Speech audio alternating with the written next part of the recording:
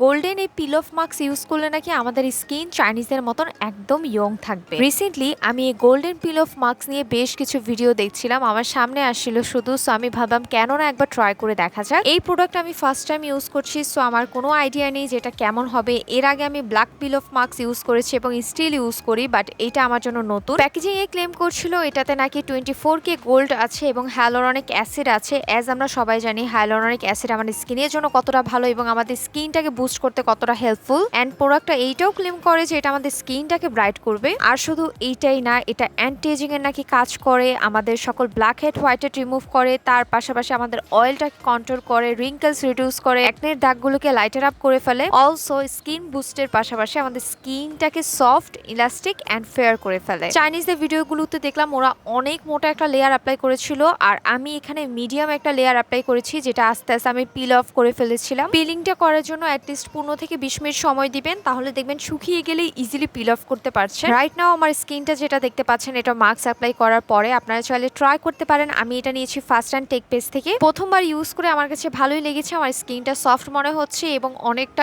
স্মুথও লাগছে। নতুন ভিডিও পেতে আমার পেজটাকে ফলো করবেন। টাটা।